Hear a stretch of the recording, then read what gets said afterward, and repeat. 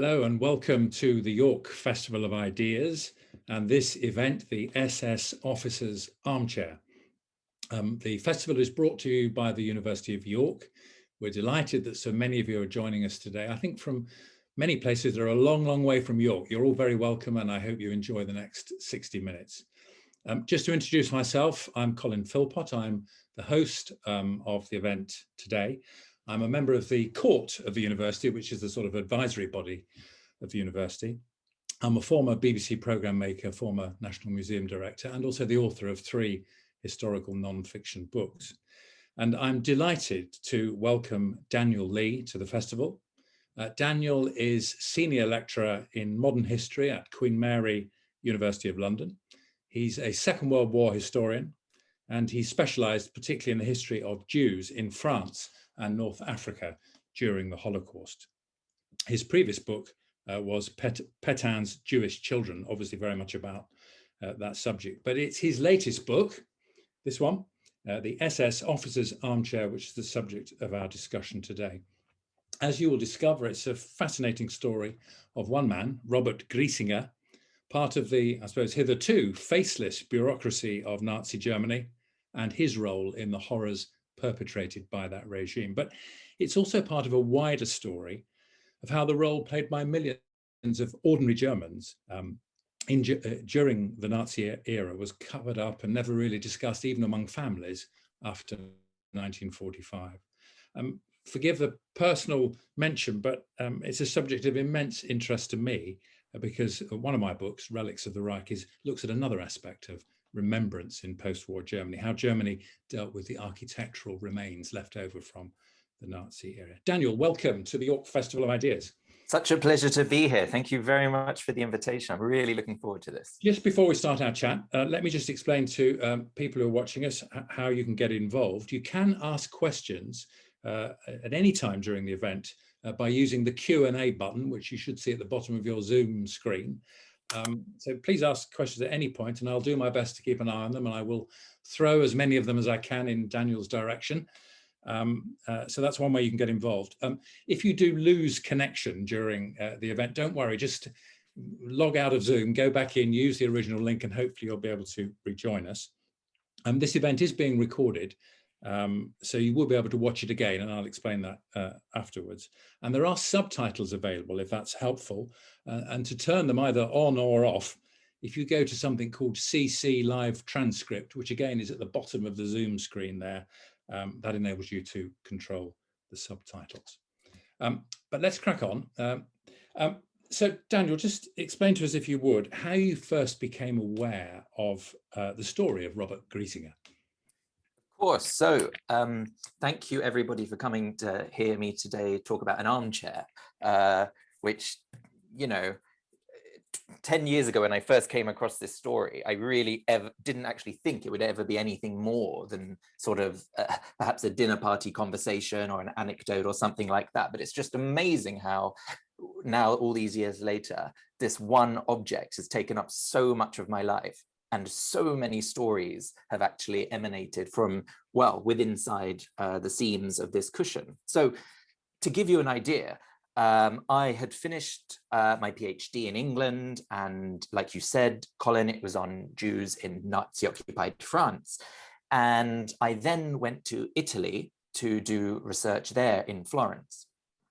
And very, very shortly after arriving, I found myself at a dinner, and there were several other colleagues there from the university, and a woman who was a lawyer from the Netherlands came up to me at this dinner and just sort of said, "Oh, you're this new historian in town of the Second World War. I've been looking for you because something extraordinary has just happened to my mother." And I was thinking, okay, well, you know, as it probably happens to you, Colin, you know, when you're a historian of the Second World War, people want to share their stories with you. People come up to me all the time and tell me about grandmothers in the resistance or uncles who were deported or whatever. But these events always happen 70, 80 years ago. Things don't just happen to people's mothers. And she told me how her mother in Amsterdam had just taken this old armchair to be reupholstered. And when she went to collect it a few days later, the guy who was doing the work on the chair was really quite visibly cross with her. And she sort of walked into his shop to collect her chair. And he sort of was like, well, what is this? I don't do work for Nazis or their families. And the woman was totally stunned, totally flabbergasted. She had absolutely no idea what he was talking about. And he just presented her at that moment with a bundle of documents from the 1930s and 40s that he had discovered sewn into the cushion of her armchair. And every single document belonged to one man called Robert Griesinger from Stuttgart. And the man doing the work had obviously presumed that this woman was Robert Griesinger's daughter or niece or whatever. But she had absolutely no idea who the man was. She'd never seen him before. She hadn't inherited the chair. She was a student in the 1960s in Prague. She was actually Czech, she wasn't Dutch. And, you know, like all of us when we're students, she needed some affordable items of furniture. And so one day, she was 18, late 1960s, she just went to sort of the old city of Prague and went in and out of various antique shops and secondhand dealers and just sort of accumulated objects, tables, chairs, bed frames, what have you. And then in the 1980s, when certain families could leave communist Czechoslovakia, she was allowed to take a couple of objects with her. And so she's had this chair since the late 1960s. You know, it's a chair that's been used every single day. When you look at family photos, you see the chair in the background, the cushion had totally fallen apart. You know, this, what you see in this image here is the brand new cushion, how it looks today after the guy in the Netherlands had done his very good job on the chair. But just to give you an example, so we can see on our next slide, we have here is an example of something discovered inside the armchair. And like I said, everything belonged to Robert Griesinger. Everything was very, very personal and important. These aren't, you know, old bus tickets or shopping receipts that were discovered. These are deeply personal papers that nobody could, it would be very difficult to live without. We're talking about things like his passports, stocks and shares that had never been cashed, PhD certificate in law, these kinds of very, very important objects that Robert Griesinger would have probably kept inside his breast pocket every single day. And so this woman just sort of came up to me and just wanted to know, you know, who is Robert Griesinger and how on earth did his documents end up inside a chair in my bedroom? So how did you start then your sort of research into this fascinating subject? Where did it take you first? Well, I think like everybody nowadays, the first place you look is online or in the library. So of course, you know, you look sort of, you type Robert Griesinger, a few keywords to do with the Second World War, nothing whatsoever comes up, of course. And then you start looking in books on Nazi-occupied Prague, given that the documents were discovered in an armchair in Prague, it seemed likely that, and also from the documents themselves, we can tell that he was working in Prague during the Second World War when it was occupied by the Nazis. So of course, you know, you look in books and you talk to a few colleagues and what have you, and there's just nothing whatsoever about this man. He wasn't one of these big H's, Hitler, Himmler, Heydrich, one of these people at the top who we all know about. You know, but once we start sort of going beyond Hitler's inner circle, I think that's what became very interesting. You know, how many of these actual Nazis can we name, and what do we actually know about their everyday lives? And that, for me, was the reason I decided to write this book. And you relatively quickly, I think, tracked down some of his descendants, didn't you? So tell us about it wasn't as quickly as you might think. I mean, even by looking at this document from the start, I had no idea that he was even married or had children. There was no evidence in any of the documents inside the armchair that he was nothing more than a, you know, handsome bachelor in his late 30s. So no, I went to Prague pretty early on to really try and, in a sense, well, if perhaps you could show the picture of the armchair again. I was so fascinated by this object that I just wanted to write the history of it. And so I found myself one day in Prague, sort of running around the old city of Prague with dozens of copies of this exact photo blown up and just going in and out of antique dealers, just wanting to know everything about this chair. You know, who made it? Where was it made? How much did it cost? Who was its intended buyer? That kind of thing. And I wanted to know, was it even made in Prague? Had it come from Germany? I know as a historian of Nazi-occupied France that thousands and thousands of Jewish families, once they were deported from France, Belgium, the Netherlands, their furniture was often taken and then shipped east, either to give to German families in Germany or to furnish the offices, apartments, or what have you, of these newly created German territories in Central and Eastern Europe. So I really wanted to get a sense of the object itself. And I do recall that on one or two occasions, really hoping that I could get some answers, I would talk about the discovery of these hidden of these hidden papers inside. And I do remember sort of talking to one man outside his atelier in Prague, and he was sort of there smoking on his cigarette. And I was clearly interrupting him.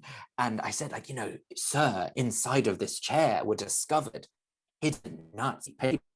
And he just like took a cigarette, rolled his eyes and sort of said, mate, this was communist Czechoslovakia, for God's sake. I find hidden papers every single day. Stop wasting my time. The difference between what had occurred in the Netherlands, where this man had never before discovered anything and was clearly shocked by his discovery, to what happens today in post-communist Czech Republic is clearly very, very different. But anyway, I'm digressing totally on your question, which was about Robert Griesinger rather than his armchair. So of course, the good historian that I am, I'm going to the archives every single day while I'm also interviewing chairmakers.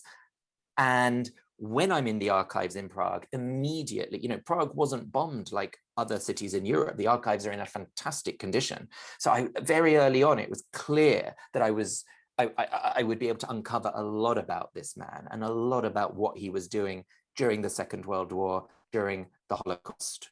And eventually, bit by bit along the way, going from Prague, I discovered he was in the SS. So I went to the SS archives in Germany. And eventually I was able to build up a really interesting portrait of this man. But like you say, without really talking to people who knew him, without discussing him with his family, how else can you sort of get under the veneer of these bureaucrats and civil servants? So one day I was sort of in the archives in Germany, and so frustrated that I wasn't able to get deeply personal information about Griesinger, about his tastes, about what he thought about things. And I just picked up the phone book to Stuttgart and I phoned every single person with the last name Griesinger in the phone book.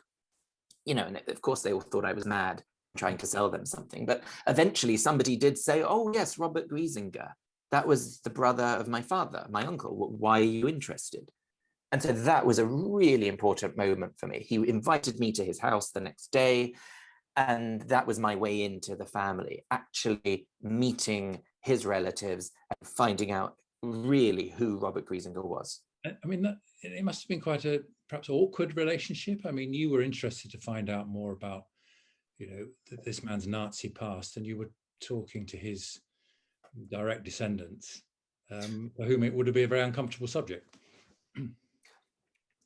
You think that, but I think for most people growing up in Germany after the war, look, there were 8 million members of the Nazi Party in 1945. I mean, it's very hard to find somebody who's not related to a Nazi, to have a Nazi in the family. So I think for a lot of them, a lot of people today, it is a matter of course that you will find somebody in the family who was a Nazi, but it's just, to what extent did they participate in the Nazi program, the Nazi ideology? Was it, how far did it go? And of course, for most people you talk to, they just say, oh, well, he or she was following or carrying out orders, or they were very low ranking, they weren't Hitler or Himmler. So that's some of the things I tried to overcome. So when I met his nephew, for example, straight away, it was very curious. He was really,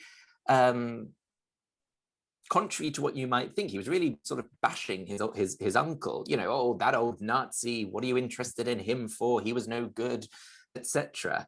And it was very interesting because, and I say this on the first page of the book, I'm not giving anything away now, but Robert Griesinger died in Prague in 1945. That's not a spoiler. And so in a way, the fact that he wasn't there after the war, it served quite convenient for the family. Everybody could blame him. He wasn't there to respond to any questions or queries. He was clearly a Nazi. He joined the SS. He was working for the Gestapo, etc. So in a way, the rest of the family could, in a sense, sort of absolve their Nazi past, their guilt, by pinning everything on this one black sheep. So it wasn't as awkward as you might think. He was very willing. You started building up a picture of, you know, his childhood and what might have led him to become a member of the Nazi Party and how that all happened. And I was fascinated by the connection with a completely different part of the world. Yeah, people might think they're in the wrong Zoom call, because no, it's very unusual to talk about Louisiana when discussing the Nazis. But when I was in their archives trying to trace his trajectory, his family background, I was very interested, of course, in sort of, you know, knowing who he was and where he came from, etc. And I looked at his mother. His mother was born in Germany, etc. Grandparents German, blah blah blah. Very unsurprising. But when you look at his father is born in New Orleans, Louisiana, in the early 1870s. And I was able to trace his family in Louisiana back to sort of the 1720s, the founding of New Orleans. And just going through his relatives there, seeing how many people in his family owned an enslaved person. Some people had, some men and women in his family owned, you know, hundreds of enslaved people at one time or another. I was very interested to see the connections between Louisiana, between New Orleans and Germany in the 1920s and 1930s. So like I said, his father was born there in the 1870s, and the family moved to Germany in the 1880s, when after the Civil War and Reconstruction in the South, you know, the economy was a total disaster. They were in cotton, and they just looked over at Bismarck's Germany and thought, you know what, that's the place for us. How bad can it be? And so what I talk about in the book is how a lot of the tastes, a lot of the culture of his family, it was very sort of built on and inspired by this New Orleans, Louisiana heritage. And for example, this is a photo I discovered, it's a postcard actually, discovered in the family papers in their house, just to show, again, we can see it's a house the relatives owned in New Orleans, just to show that the connections between the two families, between the families that had stayed behind in New Orleans, continued long after one branch of the family moved to Germany. So Robert Griesinger would have known all too well that he had American cousins, that he had American relatives, whom he might have even been fighting against by the time we get to the Second World War. But I mean, you're also suggesting in the book, aren't you, that there's maybe a connection between the political views he ended up very much espousing and being part of, and, you know, some of the views that would have undoubtedly existed in his family. Absolutely. And also, yeah, so in terms of racism, racial thinking, we see clear influences. He was extremely close to his grandmother, his American grandmother, who, as I said, grew up with an enslaved person in her house. She left America in the 1880s. She hardly spoke German, moved to Germany, and they were extremely close. And another interesting connection is the idea, and again, we're coming back to furniture, the way that when we look around the Griesinger house, something I should have mentioned earlier, is that the house that Griesinger's nephew lives in today in Stuttgart is exactly the same house that Robert Griesinger grew up in. It's, you know, the house wasn't bombed. And so just looking at the kinds of furniture that's still there, you just see these constant links between Louisiana, that this is how furniture should look. It should look like a southern plantation. We don't want any of this, you know, modernist, thin, narrow stuff or whatever. It's got to be big and bulky, basically. And even the design of the house in Stuttgart, they were very, very careful that when they built the house in the 1920s, that the house should look like a southern plantation. So as soon as you arrive at the Griesinger house in Stuttgart, you see columns, you know, like you don't see on any other house on that street or in any other part of Stuttgart. You see these pillars emerging, like we do in this image here, on the front of the Griesinger residence. Now, this is the diary that his mother kept, yeah, about him as a child and as a young adult. So fortunate to discover this. Like, it's like every historian's dream to find the diary. Just gives us a picture of them, you know, what the influences, apart from the South, the American South influence you talked about, what were the influences in terms of, you know, the First World War and all of that, and upbringing and his worldview, if you like.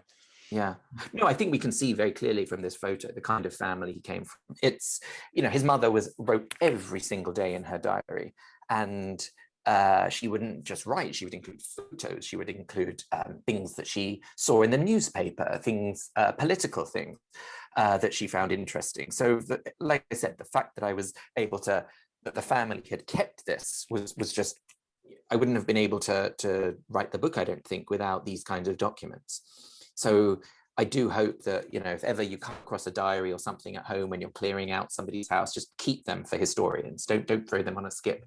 So from the diary, we see very clearly that Robert Griesinger came from this really upper middle class, conservative, Protestant, highly military sort of family. He grew up, so like I said, he was born between 1900 and 1910, and that's really, really important, because when we look later, when we get to the 1930s and 40s, of all these top senior Nazis, they were all born in this decade, 1900 to 1910. This generation that was totally shaped by the First World War. None of them had actually fought in it. They were all, as we see, Robert Griesinger was too young to fight in it. But the First World War changed the course of their lives forever.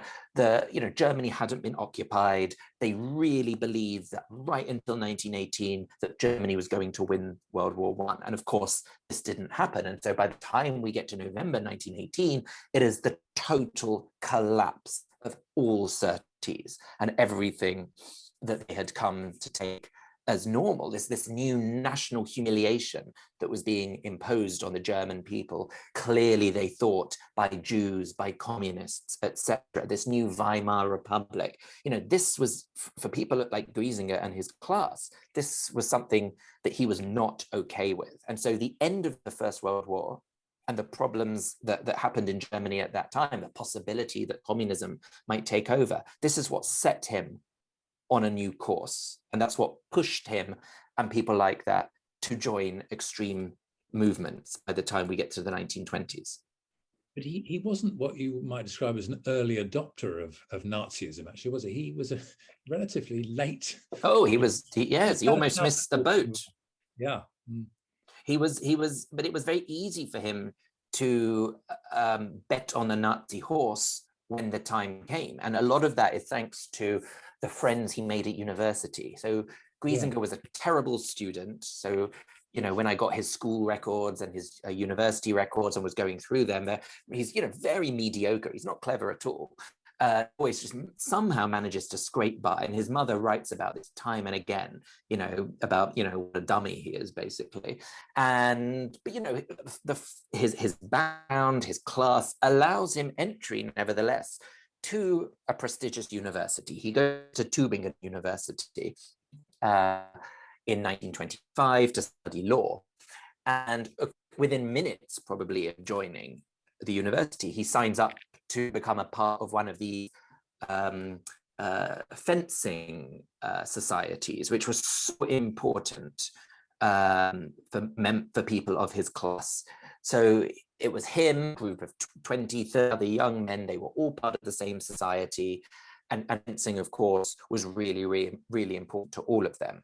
And it was very important that you would receive, for example, a scar on your face. It's very common to look at pictures of German men from this class at this time to see all kinds of big scars, you know, across their face. This was a sign of manliness, of their virility, etc. So Griesinger would have sort of been egging on his opponent to try and, you know, cut his face off, and then he would sort of reach for some salt and put it in the wound in order to bring it out. Anyway, his university contacts proved extremely important throughout his career. That's really, really important. That was something that we're going to see by the time he gets to Prague later. But as you say, he wasn't a member of any Nazi organization when Hitler comes to power in January 1933. This is not to say he is by any means anti the Nazi message. On the contrary, what we see when we look at places like Stuttgart and the Southwest is that these kinds of places didn't vote for the Nazis in the same way as other parts of Germany. They often didn't feel the effects of the depression and the economy hitting them in the same way. We just to look at the electoral results, the Nazis always fared far, far worse in these regions.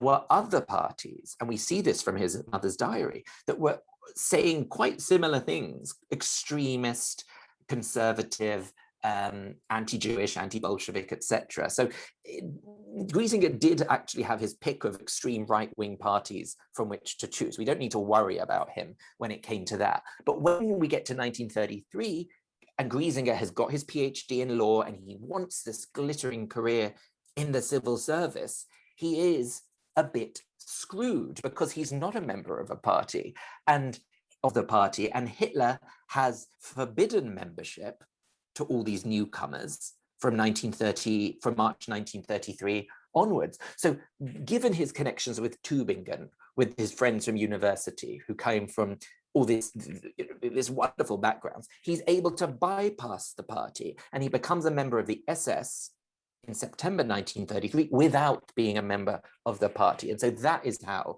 he manages to get on to the first rung, if you like, of the Nazi ladder. And what were his various roles then? So from that point on, until the beginning of the war, what was he actually doing, and well, contribution? Interestingly enough, as I said at the start, I've written a book earlier about the Nazi occupation of France, so I obviously came into contact very often with the SS in France. And I think writing this book, this new book, which we're talking about today, really has changed how I thought of the SS as an organization. I really thought that the SS wore, for example, their black uniforms every single day, and they would sort of drive around beating up Jews, communists, social democrats. They would work in concentration camps. But as I came to write this book, I realized that that was the case for some SS, but not for most members of the SS. Most members of the SS, like Robert Griesinger, would pay their monthly membership fees to the SS, and they would attend local events in their uniform. I was just guiding us into the discussion about his wedding, because the whole business about becoming an SS family, as you in the book, is interesting. But spool back a bit, because I think we probably missed a bit. No. I don't know where I was. I went into a room and there were hundreds of other people, but they weren't here to listen to me. Never mind. So I was saying that I'm not sure how much you caught, but I was talking about him being a member of the SS, which was an organization which I was saying. Tell me if I've already said this and I can move on, but I was saying that it's more almost like it wasn't as professional as we might have thought. It was optional. You didn't have to go to every meeting. As long as you paid your membership fees, that's all that mattered, really. And so Robert Griesinger we can see he wasn't that involved in the SF. He went, of course, from time to time, but he's never really getting promoted in the same way as other people are, more ambitious Nazis. His priority at that time was to become a lawyer or a judge in Stuttgart. And he gets a very, very good posting at the Gestapo. So, okay, he's not as dedicated we see in the SS in the mid-30s, but boy, does he take to life at the Gestapo. He is there from from 1935 onwards. And most of what his job is doing every day at the Gestapo in Stuttgart is to make sure that the laws coming from Berlin are being enforced hundreds of miles away locally in Stuttgart. And so this means making sure that laws passed against social democrats, against communists, against Jews are being carried out at the local level. So Griesinger isn't actually driving around the streets, in some black uniform, picking up opponents and bringing them in for questioning. But this is happening because of him. He is at his desk at the Hotel Silber. The Hotel Silber was the Gestapo headquarters, an enormous building in the center of Stuttgart, still there today. And he is there typing away at his desk, and he knows what's going on in the torture cells in the basement because that's happening on his orders. Even today, as I said, you know, I've met elderly people in Stuttgart who don't even walk past the building, the Hotel Silber, 80 years later, because of the stories they heard as children about what occurred in that basement. So, and this is a really crucial point. Sorry to interrupt. It's a crucial point, really. So up to this point, we'll talk about what happened later in the war in a moment. But up to this point, if you were trying to sort of assess the level of his complicity in the terrible things that the Nazis were doing, you know, within Germany, yeah, you know, I know it's difficult to compare evil with evil, if you like, but where would you place him? Because I suppose at one level, people might say, well, he clearly wasn't, you know, at the worst end of the spectrum of evil. But how would you describe his? well, I think he's pretty bad. Like, of course, he's not a monster. My whole point of my book is to, like, you know, to show that people like Robert Griesinger, what's interesting about them is because these are the enablers. They are doing these jobs that have somehow been totally lost from history. And I think what I'm trying to do here is really just return some kind of texture and agency to these people by exploring the various aspects of their lives.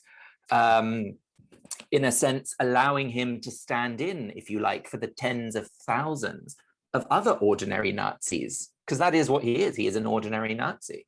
And I'm just not sure that in 10, 15, 20 years' time, it will even be possible to do this kind of work, to excavate once the daughters and the grandchildren, etc., are no longer there with memories and don't, as I said, don't have the documents to hand. I think it will be much more difficult. But no, in the mid-1930s, Robert Griesinger was a member of the SS, albeit one who dipped his toe in and when it suited him, but he is going to work every day at the Gestapo, and he is really ambitious and wanting a career and wanting Hitler to succeed. So he is absolutely, he has cast his lot very early on with the Nazi Party.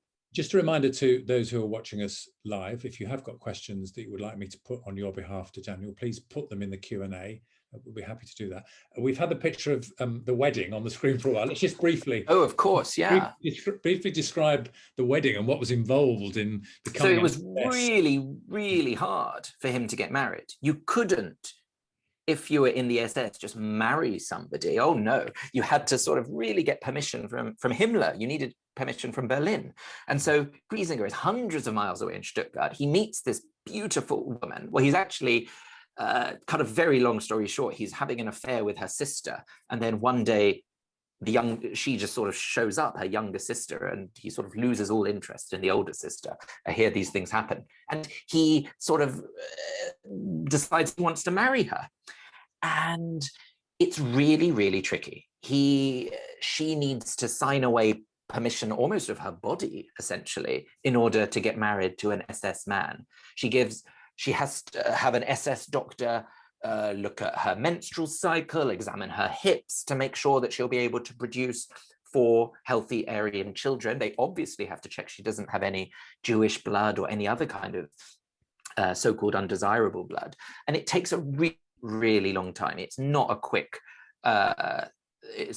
thing. A lot of SS men actually broke off their engagements because the thing was taking so long. We're talking about 6 months just to get, there was a total backlog in Berlin. But she comes from an extremely good family. She was from the north of Germany. She was from Hamburg, very, very wealthy. She'd actually grown up in Guatemala, part of her background. Her father was in the coffee business, and there was just so much interaction between Hamburg and Guatemala at that time. All the main coffee producers of Guatemala were actually from Hamburg.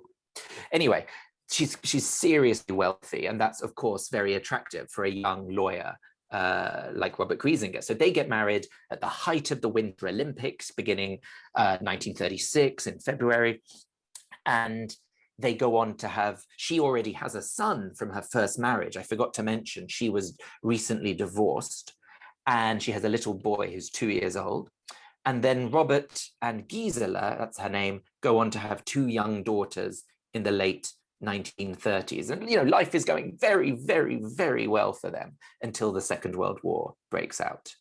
And In fact, so that's a family picture of him with his parents. So that's the, like I said, the American father on the right, German mother we see on the left, and that's baby Jutta, who of course I've interviewed many, many times over the last few years. And that picture is taken in the family house in Stuttgart, which of course I've been to. Now we've got to 1939. So what's his war story? So we get to 1939 and Griesinger is really, really cross. He has not advanced, as I said, in the SS. All of his friends from university and some of his friends from Stuttgart, and especially from the Gestapo, all the other lawyers, have gone on to these very fancy posts in either Berlin or elsewhere in Europe. But Griesinger hasn't.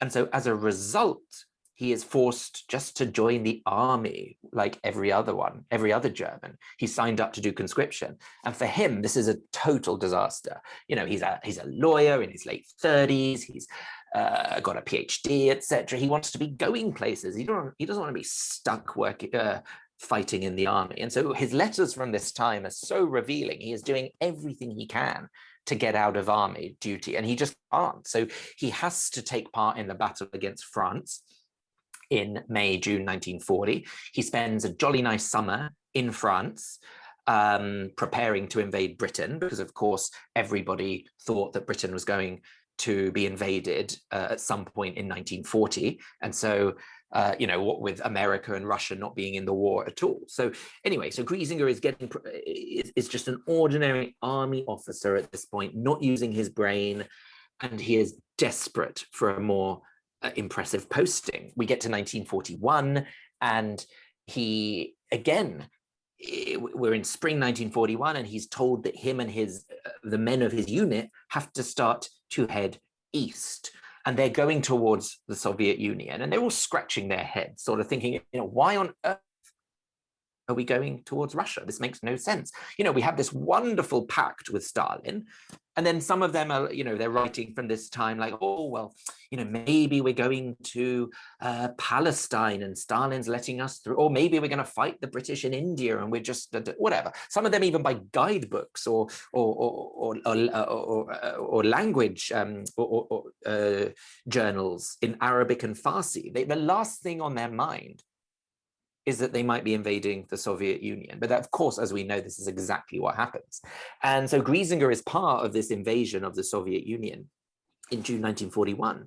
And what we see, and which is very interesting for me, is how quickly the men of his exact unit took to murdering the local Jewish population by bullets in the Soviet Union. And this is something that for years, even historians didn't really talk about. You know, the Wehrmacht, the ordinary soldiers like Griesinger, they were men who were conducting a gentlemanly war against the Russians. You know, the actual killing, they would be killing other soldiers. They wouldn't be touching the local population. But this is total nonsense when we look at the evidence. Men like Griesinger from his unit were heavily involved in the murder of the local Jewish population within days of the invasion of that territory. And there's a family connection for you, I think, isn't there here? Yeah, there is, because, and this again is totally unforeseen and not the sort of thing I would ever thought as a historian I would write about. But my family, before they came to Britain, at the beginning of the 20th century, came from Ukraine, which is exactly the area that Griesinger is invading in 1941. And so, you know, I took a big map out of Ukraine and sort of plotted Griesinger's route across this vast territory, you know, the largest country in Europe. And so it was very, very surprising and quite chilling, actually, the moment where Griesinger's unit passed right through the shtetl, the village in Ukraine that my family had left. And I think at that time, it made me realize as a historian that often we're very interested when we think about family and family history. We think vertically. We think about our parents, our grandparents, our great-grandparents, etc. But we tend to forget the horizontal. And what I mean by this is, well, I know that my family left this small shtetl in Ukraine and made it to Britain okay. But what about my grandparents' uncles or aunts or cousins, etc.? What about them? No one's ever really thought about what happened to them. And so that, again, and I write about this in the book, that becomes another mission. I want to know what happened to the family who was still in this village in Ukraine in 1941 when Griesinger arrived. I'm just going to spool back a bit before we go on to talk about the rest of the war, because we've had a question from Ellen, who, going back to the pre-war period, says, do you know why Griesinger's career didn't advance during the 1930s, given his advantages, you know, PhD, rich wife, etc.? I mean, you've sort of touched on that, but, and you sort of said, you know, he didn't think he was that bright, actually, when it came to exams. And why didn't it? Why was he not as successful, if you like, as you might have It's a been? really, really good question. I feel that, you know, he was ambitious. He wanted to be a judge or a lawyer in somewhere local in the Stuttgart region. And I think a lot of it comes down to that. He wasn't willing to perhaps move around or apply for jobs elsewhere in the same way that some of his friends did. So if we look at his friends, they're accepting jobs in Vienna, in Berlin, in all over the place. But he just doesn't apply. It's not as though he's applying and is getting rejected. He's very sort of happy where he is. And it's only when the war breaks out that he realizes, like, oh my goodness, you know, I really need to catch up and I need to go somewhere good, because, you know, only the losers stay behind in Germany. Like, if you're anybody at that time, you've got a great posting in Paris or Warsaw or what have you. You don't want to be stuck in Germany. And so the minute Griesinger gets back from Russia, he's wounded in Kiev in September 1941. And as soon as he gets back from his hospital beds, you know, I've got the letters from his hospital beds, he is desperate, writing to all his university friends and contacts, pleading with them to try and get a move for him away from Stuttgart. And this is what happens in March 1943. He gets the dream job. He gets posted to Prague. Yeah. And so here we see, for example, a picture of family, and it really is, I cannot reiterate this, it is such a fantastic posting. He has made it at this point. There are no bombs dropping on Prague like there, you know, by 1943, bombs had begun to drop on Germany. Prague, it was a total, you know, it was bliss. There was the best cinema, the best theater in German. There was, you know, German architecture. He could send his children to the best German schools, live in the best part of town with a maid and a driver, etc. So it was a really, really good opportunity. So the family moves there in 1943, and they stay there until the very, very end of the war. And what's his role in Prague? What does he do? So he has a job, like so many of his former colleagues. He's working at the Ministry of Economics and Labor. So a lot of what he is doing is making sure that the new, well, it was known as the Protectorate, that the economy of Bohemia and Moravia, what is, I suppose, today the Czech Republic, is working exclusively for the German Reich. He is making sure that factories that make shoes and leather or whatever are being closed down and are now making armaments. He is making sure that Czech workers are being sent to Germany to do forced labor in deplorable conditions. He's making sure, I mean, there was one instance and I write about this in the book, where he gets so cross with Bulgaria of all countries because he feels that the Bulgarians are not returning their recycled glass bottles that the Czechs have sent them, and he gets very cross with the Bulgarians because he feels that they're not, you know, invested in working towards Germany's victory sufficiently. So he's brutally working against the local Czech population, and this is something that you know comes back to bite him by the time we get to the end of his war. When, you know, sorry, I feel you're about to ask something. No, sorry, no, I'm sorry to interrupt. Carry on. No, I was just going to say that by the time we get to spring of 1945, when so many, you know, it looks in the final week or two of March, April, May that the game is up. A lot of Czech people, by the time we get to the liberation, of course, these Czech people have no sympathy whatsoever towards their former occupiers. Yeah, and again, I suppose I asked this question about the earlier period of his life, but so in terms of his complicity in what happened in Nazi-occupied Czech Republic, as we now call it. Yeah. Where do you place him? How much did he know about what was going on, and how much was he directly? Oh, he knew absolutely everything. There is no doubt about it. He wasn't, oh, I didn't know, I didn't see, or it all happened in a different office. No, even to be the exact office he worked in, the Ministry of Labour and Economics, there, even though he joined in 1943, he knew what kind of office he was joining. He knew he was joining an office that was responsible, in a way, for measures taken against the local Jewish population. By the time Robert Griesinger got to Prague in 1943, there were very few Jews left. Almost all of them had been rounded. First of all, of course, they had been persecuted just for being Jews. Then they were rounded up, and then they were deported. Robert Griesinger was living in an area, a fancy big house, which had an enormous Jewish population before the Second World War, but none by the time he got there. So he knew exactly what had happened to the Jewish population. He knew what was happening to the factories he was closing down. He knew what was happening to anyone who worked in a factory who put up any sign of resistance towards him. Now, you mentioned earlier that you've had several meetings, haven't you, with his daughters, who are, I think, in this picture we can see at the moment. Yes. Yeah, and they were born just before the war, weren't they? Just before the war. They have got memories of the time in Prague, haven't they? What did they tell you about what it was like to be the child of a Nazi occupier in Prague? Well, I suppose for them it was very normal, because everybody who they came into contact with at school, at kindergarten, was also the child of a Nazi occupier. So it was very, very. Like I said, it was a wonderful life for them. Really, really good.